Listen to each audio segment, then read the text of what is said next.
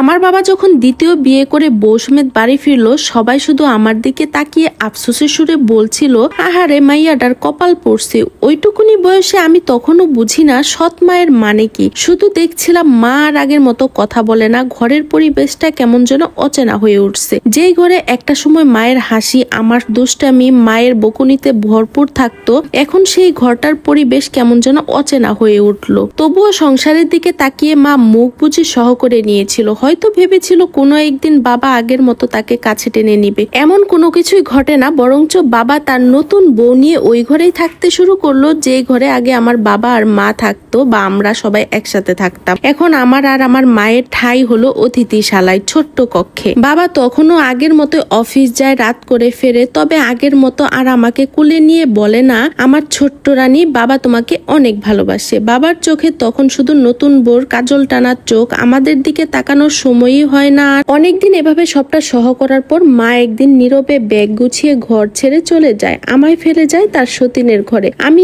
School থেকে ফিরে দেখি চৌকাটের ফাঁক গলে ঢুকে পড়েছে এক নতুন গন্ধ, যা আমার মার নয়, যেটা খুব গা জ্বালানো একটা গন্ধ। নতুন সেই গন্ধটাই আমার খাবারের স্বাদটা বদলে দিল, আমার খেলাধুলার সময়টুকু কেড়ে নিয়ে দিল এক গাদা দায়িত্ব। আমার খেলনার বক্সে তালা পড়ে যায়, আর ঘরের এক কোনায় আমি দিনে দিনে অচেনা হয়ে যাই। নতুন মায়ের মুখে হাসি থাকলেও চোখে ছিল অবহেলা, আর আচরণে ছিল একটা অদৃশ্য শীতলতা, যেন এক প্রকার জোর করে সহ করছে আমায়। যেই আমি এক গ্লাস জল অব্দি নিজ হাতে ভরিয়ে খাইনি, সেই আমি ঘরের সব কাজ করতে বাধ্য হই। 8 বছর বয়স থেকে সংসার কাজের দায়িত্ব আমার উপর দেওয়া হয়। একদিন দুপুরে ঘর মোছা শেষ না করে ক্লান্ত হয়ে পড়ে গেলাম। সে রেগে গিয়ে বলছিল, তোর তো কিছুই করতে ইচ্ছে করে না, সব সময় শুধু তোর বায়না, মায়ের মতোই অলস হয়েছিস, দেখিস কপালটাও তার মতোই যেন না হয়। সেদিন প্রথম বুঝলাম, একটা মেয়ের কপাল পড়ে কেবল তখন না যখন তার মা ছেড়ে চলে যায়, বরং তখনও পড়ে যখন তার দোষটা হয়ে যায় মায়ের ছায়া হওয়া। সে রাতে বালিশে মুখ বুজে অনেক কেঁদেছিলাম। মায়ের উপর জন্মায় ক্ষোভ আর রাগ। উনি গেলেন, অথচ আমার কথা একটাবার ভাবলেন না কেন? কেন আমায় নিয়ে গেল না তার সাথে? এই অপরিচিত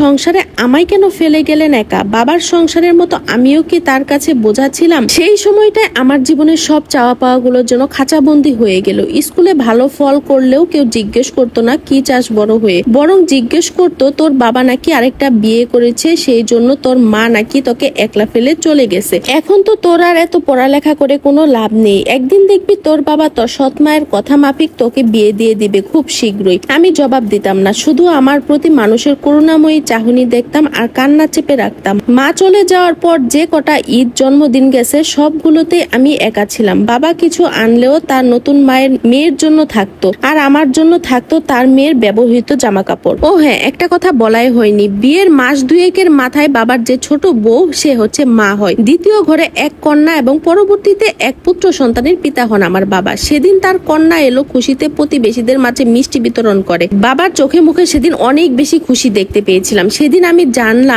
আমি খুব ভালো করে জানলাম এবং কি বুঝতে পারলাম, মা মানে শুধু বুকের দুধ খাওয়ানো না, মা মানে আমারটা বলে দাবি করা একরাশ ভালোবাসা। আর সেই দাবি শব্দটা আমার জীবন থেকে মুছে যায় বাবার দ্বিতীয় ঘরে কন্যা সন্তান জন্মের পর। সেই কন্যার গায়ের রং আমার মতো না, গ্রাম্য ভাষায় তাকে বলে দুধে আলতা। আমার বাবা শখ করে সেই মেয়ের নাম রাখলেন অপরূপা, আর ছেলের নাম রাখলেন অলি। বাড়ির প্রতিটা হাসি, আদর, রঙিন জামা, সুন্দর চুল বেঁধে স্কুলে নিয়ে যাওয়া, সবকিছুই বরাদ্দ হয়ে যায় অপরূপার জন্য। আমি যেন হয়ে যাই সবার অতিরিক্ত ঘাড়ের বোঝা। একদিন স্কুলের প্রজেক্ট বানাতে গিয়ে বাবার কাছে 100 টাকা চাইলাম। তিনি বললেন, এখন আমার কাছে টাকা নেই, পরে নিস। অথচ ছোট বোন যখন আইসক্রিমের বায়না করলো, তখন বাবার দোকানে ছুটে গেলেন, বড় একটা বক্সের আইসক্রিম কিনে এনে দিলেন। তখন প্রথম বুঝলাম, বাবার এই আদরের তালিকায় আর আমার একার নাম নেই। হয়তো এতদিনে নামখানা মুছেও গেছে। এইসব একটা সময় সয়ে যায়। তবে আমার সবচেয়ে বেশি কষ্ট হতো রাতে, যখন বাবার ছোট বউ এসে নিজের মেয়েকে কোলে নিয়ে ঘুম পাড়াতো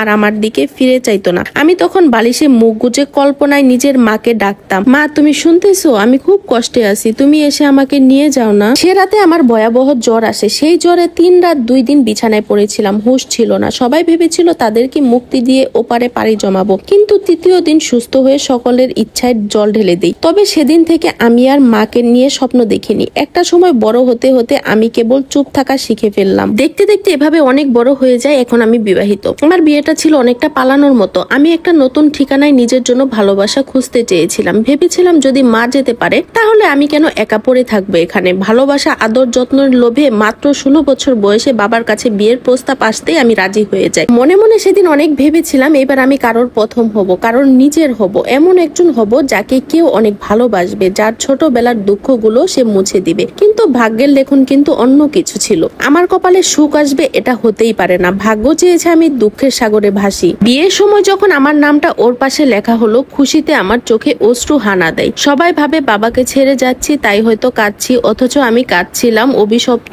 এই জীবন থেকে মুক্তি পেয়ে। তানভীর হচ্ছে আমার স্বামীর নাম। তানভীর আমার খুব যত্ন করত, উপহার দিত, হাত ধরে হাঁটতো, আমার কথা শুনে মুগ্ধ চোখে তাকিয়ে আমাকে বলতো, লাবণ্য তুমি আমার শান্তি। আমার মতো একটা মেয়ে যে কৈশোর থেকে আপন শব্দটা খুঁজেছে, সে তো এমন ভালোবাসায় চোখ বন্ধ করে ভেসে যেতে বাধ্য। শাশুড়িকে প্রথম কঠিন মনে হলেও ধীরে ধীরে তার সাথে ভালো সম্পর্ক তৈরি করেছিলাম। রান্নাঘরের দায়িত্ব নিলাম, ঘরের খুঁটিনাটি জিনিসে মন দিলাম। একদিন শাশুড়ি বললেন, লাবণ্য তোমাকে ছাড়া আমি একটা দিনও কল্পনা করতে পারি না। ভাগ্যিস তোরে ছেলে বউ করে এনেছিল, নইলে তো সংসারে একটা মেয়ে পেতাম না। খুবই লক্ষ্মী একটা মেয়ে তুই। সেদিন মনে হয়েছিল হ্যাঁ হয়তো নিজেকে খুঁজে পাচ্ছি। এই সংসার, এই বাড়ির লোকজন সবাই আমার নিজের, কিন্তু সুখটা আমার দীর্ঘস্থায়ী হয়নি। 3 বছরের মাথায় একদিন দুপুরবেলা দরজা কড়া নেড়ে এক নারী হাজির হলো। সে এসে বলল, আমি বাড়ির বড় বউ। তানভীরের সঙ্গে আমার বিয়ে হয়েছে 4 বছর আগে।